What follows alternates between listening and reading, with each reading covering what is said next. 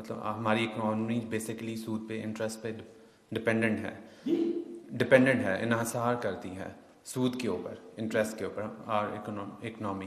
لیکن جو بھی اسکالرس کہہ لیں وہ ابھی تک اس چیز پہ بلینک ہیں، وہ کوئی مساوی پیرالل اکانومی ابھی تک نہیں بنا سکے کسی بھی اسلامی ملک میں یا انڈیویجولی بھی.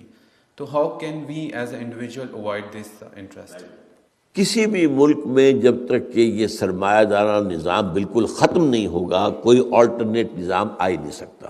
یہ نہیں ہے کہ آلٹرنیٹ نظام نہیں ہے، ایکویٹی کی بیسس کے اوپر سارا کام ہو سکتا. آپ پارٹنرشپ کی بنیاد پر کیجئے نا، آپ جو ہے پارٹنرشپ کی بنیاد پر آپ کام آگے چلائیے، مزاربت کی بنیاد پر چلائیے، چلتا ہے. لیکن چونکہ اس میں رسک رہتا ہے، عام آدمی رسک لینے کو تیار نہیں ہے. وہ کہتا ہے میری رقم برقرار بھی رہے اور اس پر مجھے ایک فکس نفع بھی ملے، اس لیے آپ ایک متبادل نظام اگر شروع بھی کر دیں تو کوئی آئے گا ہی نہیں ادھر. اس حوالے سے پہلی بات تو یہ ہے کہ یہ تو ہوگا آفٹر اے ٹوٹل ریولیوشن، ایک نظام کا یہاں پہ انقلاب لایا جائے، بدلا جائے، اور ایک پورا نظام، پولیٹیکل نظام بھی بالکل نیا بنے گا. جیسا کہ میں نے حوالہ دیا تھا، میری کتاب پڑھیے آپ، خلافت کی حقیقت اور اس کا نظام عصر حاضر میں کیا ہوگا، سیاسی کیا ہوگا، معاشی کیا ہوگا اور معاشرتی کیا ہوگا. تو یہ تو پورے ایک ٹوٹل ریولیوشن کے بغیر ممکن نہیں ہے کوئی آلٹرنیٹ نظام یہاں پر لے آنا. اور ہمارا جرم ہے، یہ بحیثیت مجموعی امت مسلمہ مجرم ہے اس کی کہ اس نے کہیں پر بھی اسلامی نظام پورا قائم کر کے دنیا کو دکھایا نہیں. یہ جرم ہے جس کی وجہ سے اس وقت ہم ذلت میں ہیں. ضربت علیہم الذلۃ والمسکنۃ وباؤوا بغضب من اللہ، اللہ کی طرف سے ذلت اور تھڑ دلا پن ہمارے اوپر مسلط کر دیا گیا. البتہ یہ ہے کہ بحالات موجودہ ایک شخص جو چاہتا ہے کہ وہ گناہ سے اپنے آپ کو بچائے، وہ کیا کرے؟ اب اس میں ہمیں فرق کرنا پڑے گا. ایک ہے ڈائریکٹ انوالومنٹ ان سود، کیا کہ آپ نے ایک رقم رکھوا دی ہے اور آپ اس کا جو ہے سود کھا رہے ہیں. جیسے آپ کو معلوم ہے ہمارے ہاں بہت سے لوگ وہ ریٹائرمنٹ کے اوپر انہیں گریچوٹی ملی ہے، 15-20 لاکھ مل گیا ہے، وہ جا کے بینک میں رکھ دیا، اب وہ ماہانہ اسے وہاں سے لے رکھا. یہ سود، یہ چٹا سود ہے، کھرا سود ہے، پکا سود ہے، حرام حرام حرام حرام.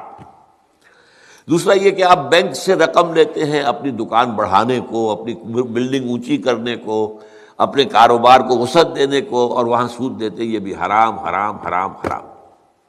یہ تو ہو گئے ڈائریکٹ انوالومنٹ ان سود.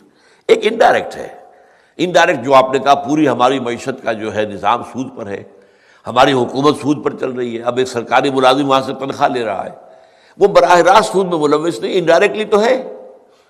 انڈائریکٹ سود تو مجھ میں بھی جا رہا ہے، آپ میں بھی جا رہا ہے. اور حضور کی ایک حدیث یہ ہے کہ ایک وقت آئے گا کہ کوئی شخص سود سے اگر بچ بھی گیا تو سود کے غبار یا دھوئیں سے، دخان یا غبار سے نہیں بچ سکے گا.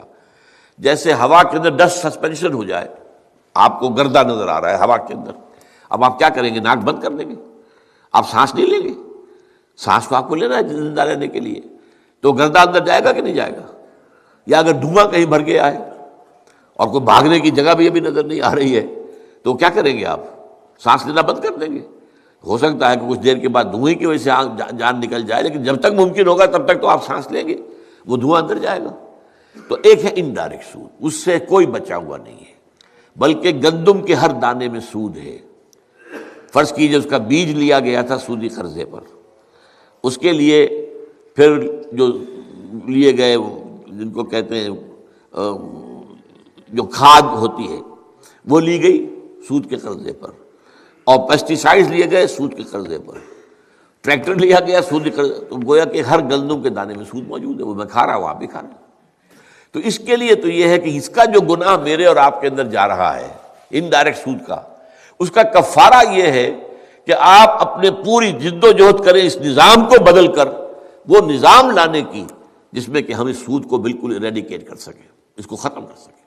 یہ کفارہ ہو جائے گا، یہ جد و جہد آپ کی، اس میں جو آپ وقت صرف کریں گے، اس میں محنت کریں گے، اس میں جو آپ اپنے مالی ذرائع صرف کریں گے، یہ سب کفارہ بن جائے گا اس گناہ کا جو ہمارے اندر جو ہے سود جا رہا ہے، انڈائریکٹ سود.